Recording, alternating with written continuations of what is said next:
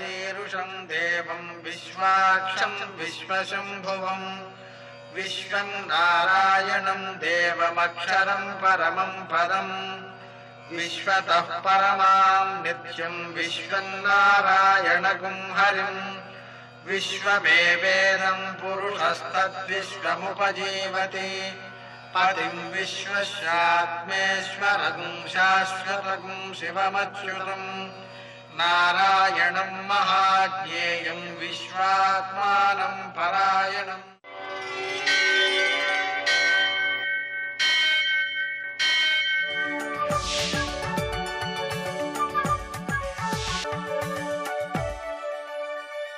सूर्यशौर्यमथेन्दुरिन्द्रपदवी सन्मङ्गलं मङ्गलम्। लक्ष्मीं क्षीरसमुद्रराजतनयां श्रीरङ्गधामेश्वरीं दासीभूतसमस्तदेववनितां लोकैकदीपाङ्कुरां श्रीमन्मन्दकटाक्षलब्धभो ब्रह्मेन्द्रगङ्गाधरां त्वां त्रैलोक्यकुटुम्बिनीं सरसिजां वन्दे मुकुन्दप्रियां सिद्धलक्ष्मीर्मोक्षलक्ष्मीर्जयलक्ष्मी सरस्वती श्रीलक्ष्मीर्वरलक्ष्मीश्च ప్రసన్నా మమ సర్వదా. నేటి కాలమాన విశేషాలను గమనిద్దాం.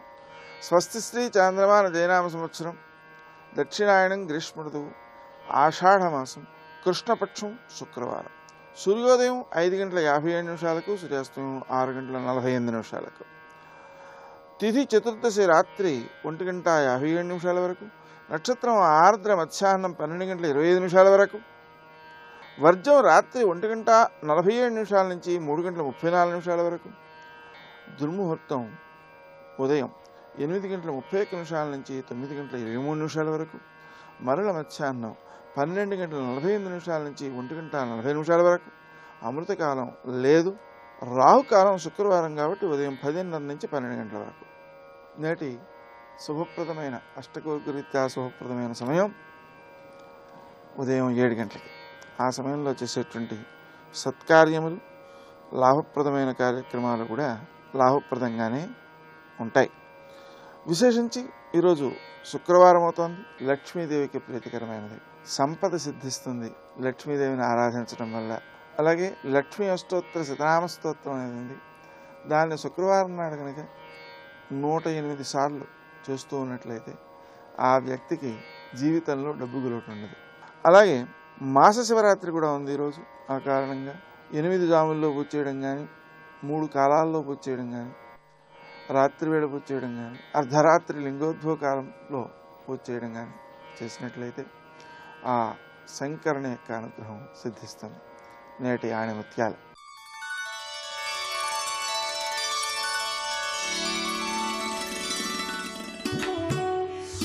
అర్హతకు మించిన కోరికలు ఆనందాన్ని దూరం చేస్తాయి.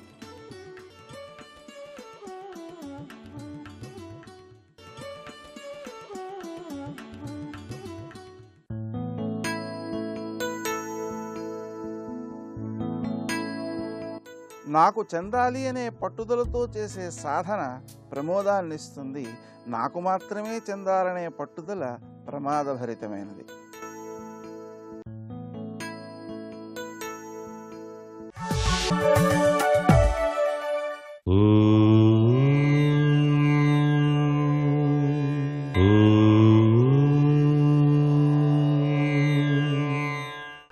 ఓం నమో నారాయణాయ.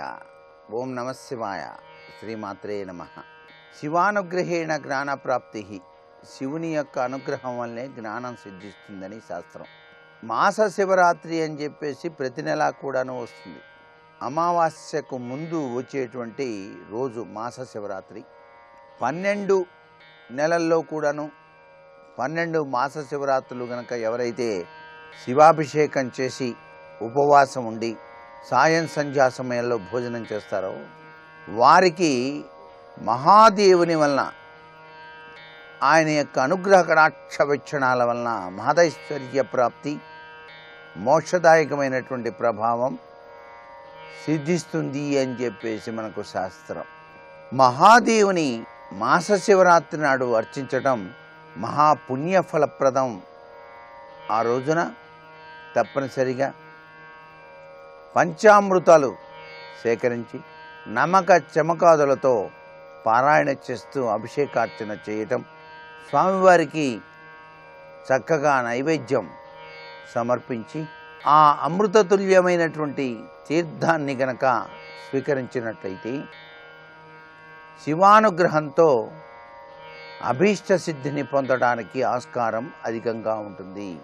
మాఘకృష్ణ చతుర్దశి నాటి రాత్రి మహాదేవుడు లింగోద్భవమూర్తిగా వెలసింది మహాశివరాత్రి అయితే, ప్రతి నెలా కూడా అమావాస్య ముందు వచ్చేటువంటి రోజును మాస శివరాత్రిగా మనకు శాస్త్రాల్లో చెప్పారు. ఈ మాస శివరాత్రులు ఆచరిస్తూనే మహాశివరాత్రిని ఆచరించినటువంటి వారికి మోక్షాన్ని ప్రసాదిస్తాడు పరమశివుడు. శివాజ్ఞ లేనిదే చీమైనా కుట్టదు అంటాం కదా. ఆ శివుని యొక్క అనుగ్రహం వలన ఈ జీవునికి మోక్షతత్వం ప్రసాదించబడుతుంది. ఇలా ప్రతి మాస శివరాత్రి అభిషేకం చేసుకుంటూ మహాశివరాత్రి నాడు కూడాను లింగోద్భవ సమయంలో అభిషేకార్చన చేసినటువంటి వ్యక్తికి శివానుగ్రహం పరిపూర్ణంగా సిద్ధింప చేస్తాడు ఆ పరమేశ్వరుడు. శివ అనేటువంటి 2 అక్షరాలచే చెప్పబడే పరతత్వం సమస్త జగదాధారం అనేటువంటి విషయాన్ని మనం గుర్తెరగాలి. ఆయన అనుగ్రహ కటాక్ష వీక్షణాల వల్లనే మనం ఈ జీవిత విధానాన్ని సాగిస్తున్నాం అనేటువంటి భావన పరంపర ఏ వ్యక్తిలో అయితే ఉంటుందో ఆ వ్యక్తి పక్కన నిలబడి స్వామి తన దివ్యానుగ్రహాన్ని ప్రసరింపచేస్తాడు అని చెప్పేసి శాస్త్రవచనం. సర్వే జనా సుఖినో భవంతు.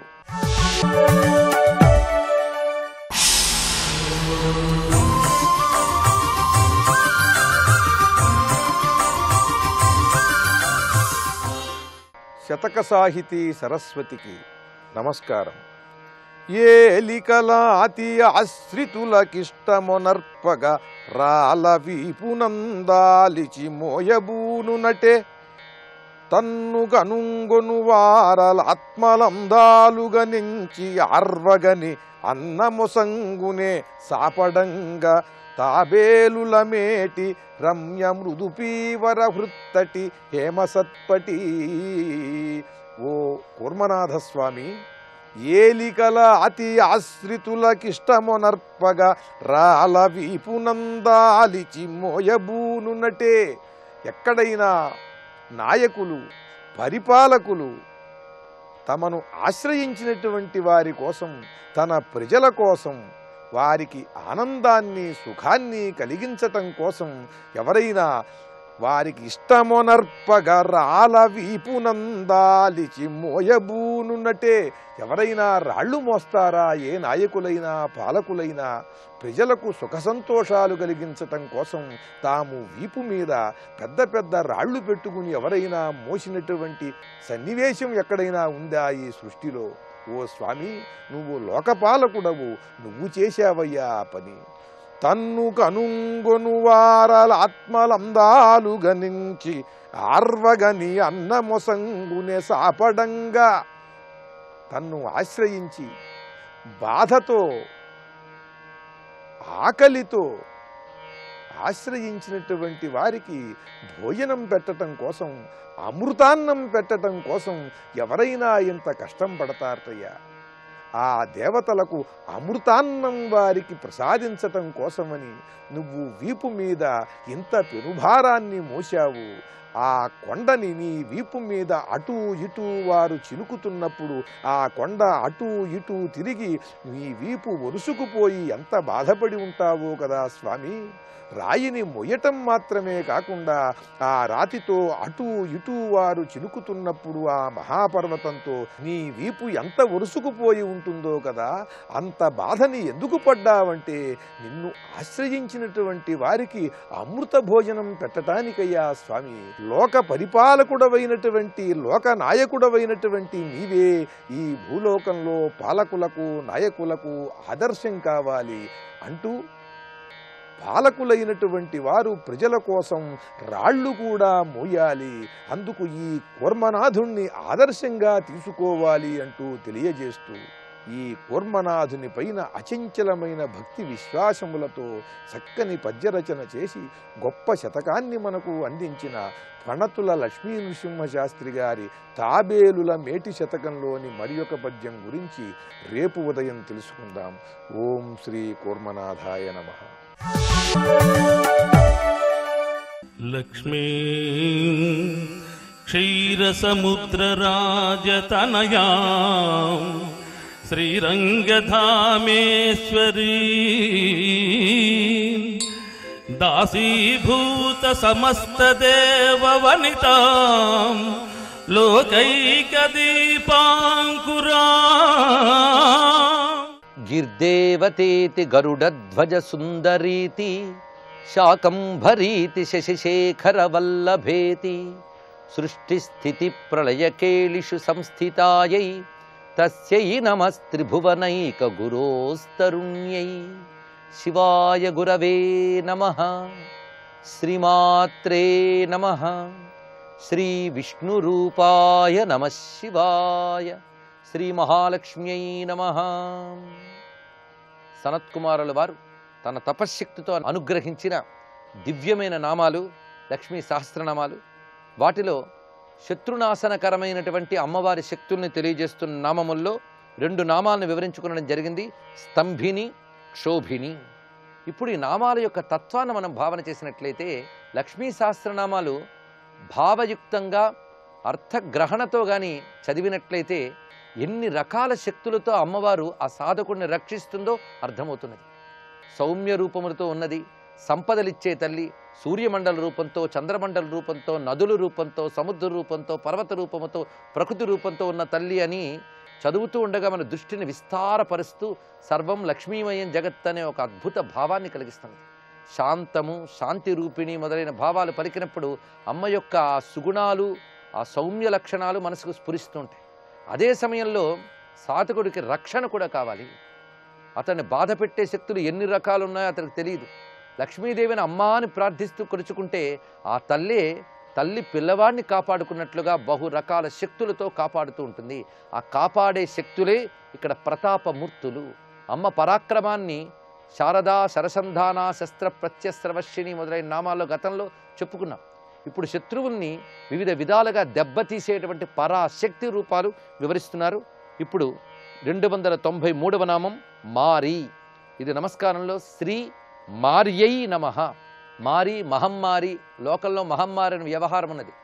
కొన్ని చోట్ల మారియమ్మ, మరియమ్మ అని కూడా పిలుస్తూ ఉంటారు ద్రవిడ దేశంలో. ముఖ్యంగా తమిళనాడులో మరియమ్మ దేవతలు చాలా కనబడతారు మనకి. మారి నుంచే మరియమ్మ వచ్చింది, కరుమారియమ్మ అని కొలుచుకోవడం కూడా కనబడుతూ ఉన్నది.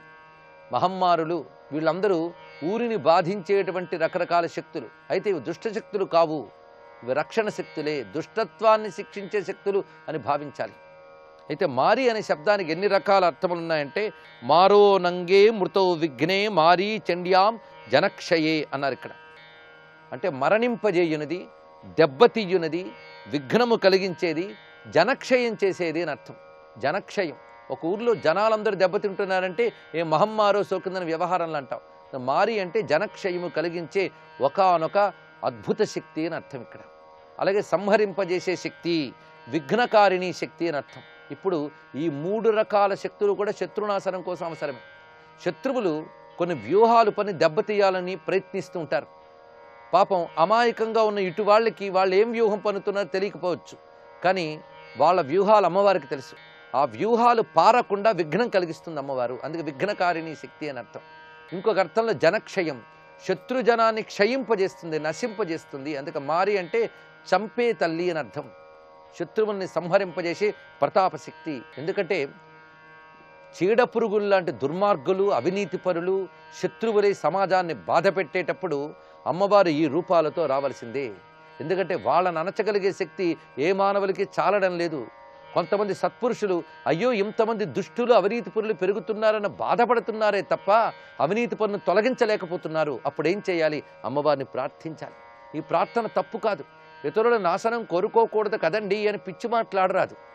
లోకక్షేమం కోసం దుర్మార్గుల నాశనాన్ని కోరుకోవచ్చు, అది శాస్త్రం. సర్వబాధా ప్రశమనం త్రైలోక్య శాఖిలేశ్వరి అని నమస్కరిస్తున్నారు ఋషులు. ముల్లోకములకు క్షేమం కలిగించడానికై, సర్వబాధలు పోగొట్టడానికై అస్మద్వైరి వినాశనం, మా శత్రువుల్ని సంహరింపజేయు. ఇది దేవతలు ఋషులు కోరిన కోరిక. అందుకు సమాజానికి, ధర్మానికి, నీతికి, పాలనకి క్షోభ కలిగించే అవినీతి పరులు అయిన రాక్షసుల్ని సంహరింపజేయమని మహాలక్ష్మిని పిలిస్తే ఆ తల్లి మారీ రూపముతో వస్తున్నది. అందుకు మారీ అనగా శత్రువుల్ని క్షయింపజేసేటువంటి తల్లి అనే అర్థాన్ని స్వీకరించాలి. ఇంకొక అర్థంలో మారీ అంటే మారస్య శక్తి అని అర్థం చెప్పుకోవచ్చు. అయితే సందర్భం బట్టి మాత్రం జనక్షయకారి అని అర్థం చెప్పాలి. కానీ మరొక భావంలో లక్ష్మీపరంగా కూడా చెప్పవచ్చు. మారుడు అంటే మన్మథుడు. వీడికంటే చంపేవాడు మరొకడు లేడు. ఎందుకంటే కోరిక అందరికంటే భయంకరమైనది చంపడంలో. మొత్తానికి ఆ మారుడు యొక్క శక్తి గనక మన్మథ శక్తినే మారి అని కూడా భావించవచ్చు. ఇది ఒక అన్వయం. 294వ నామం భ్రామిణి. ఇది నమస్కారంలో శ్రీ భ్రామిణ్యై నమః. శత్రువుని ఎన్ని రకాలుగా దెబ్బ కొట్టచ్చో చూపిస్తున్నారు. స్తంభనము, క్షోభనము అయింది, మారణమైంది, ఇప్పుడు భ్రామణము అనే శక్తి. భ్రామిణ్యై నమః నమస్కారం చేసుకుని భ్రమింపజేసేది భ్రామిణి. భ్రమింపజేయట అంటే ఒకదానికొకటి. అది శత్రువు దెబ్బ కొట్టడానికి వచ్చాడు, వాడి బుద్ధిని భ్రమింపజేసింది. వాడేదో గొప్ప ఆలోచనతో వస్తే ఆలోచన చెదిరిపోయింది, ఒకదానికోటి ఏదో స్ఫురిస్తోంది, బుద్ధి గతి తప్పింది, ఎటో ఎటో తిరుగుతోంది. దానితో వాడి బలం క్షీణిస్తుంది, వాడికి ఏం చేయాలో పాలుపోదు. అలాంటి స్థితిని భ్రమింపజేసే శక్తి భ్రామిణి అని అర్థం. ఈ తల్లి ఈ జగత్తునంతటిని నిరంతరం భ్రమింపజేస్తూనే ఉంది. మహామాయా విశ్వం భ్రమయసి పరబ్రహ్మ మహిషి అంటారు శంకర భగవత్పాదుల వారు. ఓ జగజ్జనని, నువ్వు మహామాయవై విశ్వాన్నే భ్రమింపజేస్తున్నావు అని. అంతేకాదు ప్రతి వారి హృదయంలో ఉన్న ఈశ్వర చైతన్య రూపమైన మహాలక్ష్మియే వాళ్ళ శరీరాన్ని భ్రమింపజేస్తోంది, అంటే తిప్పుతోంది అని అర్థం. ఒక యంత్రాన్ని యంత్రగాడు ఎలా తిప్పుతాడో అలా తిప్పుతోందట అమ్మవారు. భ్రామయన్ సర్వభూతాని యంత్రారూఢాని మాయయా అని భగవద్గీత వాక్యం. మహామాయా విశ్వం భ్రమయసి అని చెప్పినట్లే మమత్వగర్తేతి మహాంధకారే విభ్రామయత్యేతదతీవ విశ్వం అని దేవి సప్తసతి చెప్తున్నటువంటి మాట. మమత్వము అనేటువంటి గోతులో పెట్టి జీవుల్ని తెగ తిప్పుతున్నావమ్మా అని. అందుకు మహామాయాశక్తిగా జీవుల్ని భ్రమింపజేసి పరమార్థ జ్ఞానం లేకుండా నడిపిస్తున్నటువంటి మోహిని శక్తి ఏదైతే ఉన్నదో ఆ మాయాశక్తినే బ్రాహ్మణి అనవచ్చు. ఇది మరి ఒక అర్థము. మొత్తానికి మంత్రశక్తులు స్తంభన, క్షోభన, మారణ, బ్రాహ్మణ ఇత్యాది రూపములతో ఉద్భవించి జపించేవాడిని కాపాడుతూ ఉంటాయి, శత్రువుల నుంచి రక్షిస్తూ ఉంటాయి. జాపకుడు, సాధకుడు, భక్తుడు అయిన వాడి యొక్క శత్రువుల్ని దెబ్బతీస్తాయి. అధర్మ శత్రువుల్ని దెబ్బతీయడానికి అమ్మవారు ధరించిన ఒకానొక రూపం భ్రామిణి. శ్రీ భ్రామిణ్యై నమః నమస్కరించుకోవాలి. శత్రువు ఎలాగైనా దెబ్బతీద్దామని రకరకాల ఆయుధాలతోనూ వ్యూహాలతో వస్తాడు. అక్కడికి వచ్చేటప్పటికల్లా వాడి బుద్ధిని తిప్పేస్తుంది అమ్మవారు.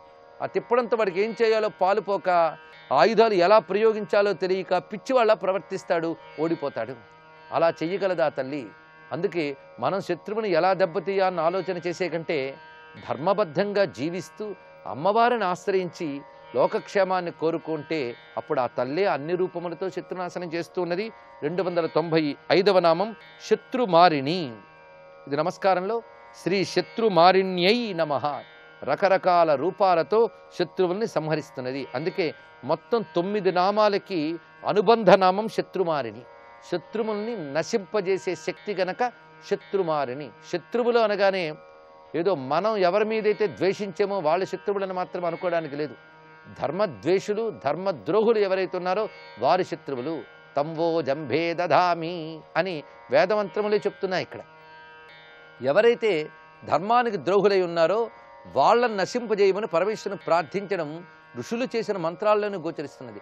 అహింసాపరాయణులైన ఋషులే హింసను కోరుతున్నారా అని ప్రశ్నించడం కాదు. వాళ్ళు నిజంగా అహింసా కాముకులు కనుకనే అహింస కోసమని వాళ్ళు దుర్మార్గులు హింసింపబడాలని కోరుతున్నారు. అందుకే శత్రుమారిణీ దేవి అమ్మవారు. ఆ అమ్మవారే స్తంభిని, క్షోభిని, మారి, బ్రాహ్మిణి, మోహిని, ద్వేషిణి, వీర అనబడే 8 రూపాలతో ఉన్నది. అందుకు శత్రుమారిణి అనేది ప్రధానమైన నామంగా ఇక్కడ చెప్పబడుతున్నది. తర్వాతి నామం మోహిని.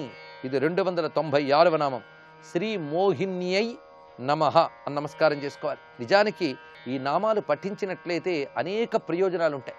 ఒకటి, మనల్ని ఎవరు బాధిస్తున్నారో వారిని శిక్షించడం ఒకటి.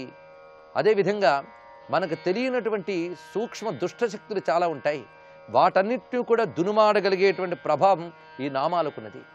విభూది పట్టుకుని ఈ నామాలు పఠించి మహాలక్ష్మిని ధ్యానించి ధారణ చేసినట్లయితే అదొక రక్షారూపంగా పనిచేస్తుంది, ఇందులో సందేహం లేదు. అందుకే మోహిని అనే నామాన్ని శ్రీ మోహిన్యై నమః నమస్కారం చేసుకుని మోహింపజేయునది. మోహించుట అంటే సత్యాన్ని తెలుసుకోలేకపోవడం అని, అంటే బుద్ధిని సరిగ్గా పనిచేయనివ్వకపోవడమే మోహము అంటే. కొంతమందికి అది అనవసరమని తెలుస్తున్నా దాన్నే పట్టుకుని వేలాడుతుంటారు, అదే మోహం అంటే అర్థం. అయితే శత్రువుల్ని మోహింపజేస్తే వాళ్ళు ఎంతో వ్యూహం పని వచ్చినప్పటికీ వాళ్ళ బుద్ధి పనిచేయదు. అందుకే శత్రు బుద్ధిని దెబ్బతీయడంలో మోహిని శక్తి ఒకటి. అందుకే శత్రువుల్ని మోహింపజేసేటువంటి తల్లి అని అర్థం. ఇలాగే శుంభనిశుంభులు మొదలైన వారందరికీ కూడా దారి మళ్లించి దెబ్బతీసింది ఆ తల్లి. ముఖ్యంగా దుర్గారూపంతో వచ్చినప్పుడు చండముండ శుంభనిశుంభాన్ని సంహరించడంలో ఈ రకాల శక్తులన్నీ ప్రకటించింది అమ్మవారు. ఆ మోహిని జాలాన్ని వేసింది. ఆ మాటకొస్తే భస్మాసురుని సంహరింపజేయడం కోసం నారాయణుడు మోహిని వేషం వేయలేదా? అసురులకు అమృతం దక్కకుండా ఉండడానికి మోహిని వేషం వేయలేదా? అది కూడా శత్రువుల్ని దెబ్బతీయడమే. మాటి మాటికి శత్రువుల్ని దెబ్బతీయడం అంటే కత్తులు కటార్లు పట్టుకెళ్ళి కొట్టనక్కర్లేదు, వాళ్ళని మోహంలో పడేసి వాళ్ళని దూరం చేయవచ్చు. అలాంటి పని చేశాడు. భస్మాసురుని సంహరించడంలో మోహింపజేసి దెబ్బతీశాడు నారాయణుడు. అప్పుడు ఆ మోహిని రూపం అమ్మవారే. అదేవిధంగా రాక్షసుల అమృతం మీద ఎగబడినప్పుడు వాళ్ళకు అమృతం దక్కకుండా చేయడానికి ఆయుధం ప్రయోగించకుండా అందాన్ని ప్రయోగించి మోహింపజేశాడు జగన్మోహిని రూపంతో నారాయణుడు. అందుకు మోహం చాలా భయంకరంగా పనిచేస్తుంది శత్రువులపై. అది మన మీదకి రాకుండా శత్రువుల మీదకి వెళ్ళాలని కోరుకోవాలి. అందుకే మోహిన్యై నమః నమస్కారం చేసుకుని ద్వేషిణి, ఇది నమస్కారంలో శ్రీ ద్వేషిణ్యై నమః. ద్వేషించే స్వభావము కలది అని. సాధారణంగా అవతల వాళ్ళ మీద దెబ్బతీయాలంటే ద్వేషం కూడా ఉండాలి. అయితే ద్వేషము తప్పు కదా అంటే ఎప్పుడైనా ఒక భావం తప్పు కాదు. ద్వేషము క్రోధము ఇవి ఎప్పుడు తప్పు కాదు. అది దేనివల్ల కలిగింది, దేనివైపు ప్రయోగింపబడుతోంది అనే దాన్ని బట్టే అది తప్పో ఒప్పో నిర్ణయించాలి.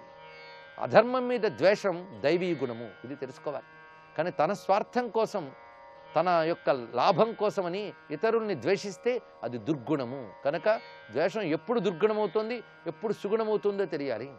అధర్మంపై ద్వేషము ధర్మమే. అందుకే ఇక్కడ ఈ విషయాన్ని చెప్తూ భగవంతుడికి కూడా ద్వేష్యులు ఉంటారా అంటే ఉంటారని చెప్తున్న శాస్త్రం. భగవంతుడు ఎవరిని ద్వేషిస్తాడు అంటే అమ్మవారు ఎవరిని ద్వేషిస్తారో తెలియాలి. అమ్మవారు ఎవరిని ద్వేషిస్తారో తెలిస్తే అమ్మవారి చేత ద్వేషింపబడేవాడు తప్పకుండా దెబ్బతింటాడు, ఇది తెలుసుకోవాలి. అందుకే అమ్మవారి ద్వేషానికి మనం గురి కాకూడదు. అమ్మ ద్వేషించిందా దెబ్బతింటాం మనం. ద్వేషమే చాలు దెబ్బతీస్తుంది, వేరే ఆయుధం అక్కర్లేదు. అందుకే మహాత్ములు ద్వేషిస్తే అది పెద్ద ఆయుధం. వాళ్ళు తిట్టక్కర్లే కొట్టక్కర్లే, ద్వేషిస్తే చాలు ఆయుధమై పనిచేస్తుంది. అందుకే మహాత్ముల ద్వేషానికి గురి కారాదు. మహాత్ములు ఎవరిని ద్వేషిస్తారు, మాత ఎవరిని ద్వేషిస్తుందో తెలుసుకుంటే ద్వేషించే శక్తి కూడా అమ్మవారే అని మనం గ్రహించగలం. దాని విశేషాన్ని రేపు తెలుసుకుందాం. సర్వం శ్రీమాతృ చరణారవిందార్పణమస్తు.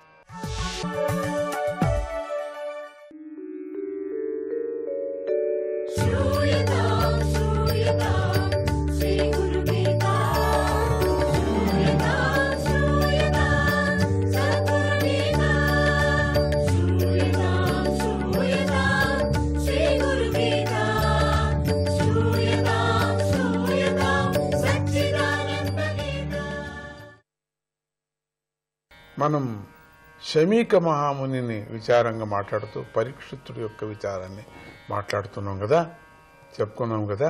రాజుగారు పరీక్షితుడు అలసిపోయి ఒక ఆశ్రమంలో కొంచెం విశ్రాంతి తీసుకుందామని చెప్పి విశ్రాంతితో ఉందామని లోపలికి వచ్చాడు.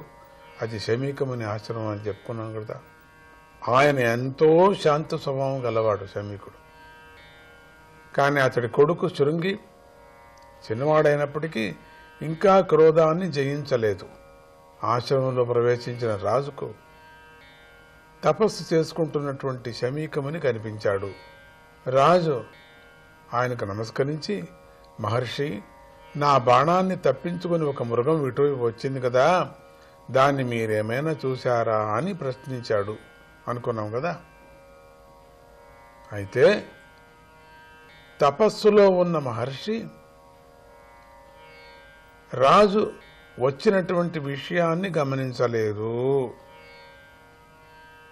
అసలు ఈ గమనమంతా ఉంటే కదా ఇక్కడ.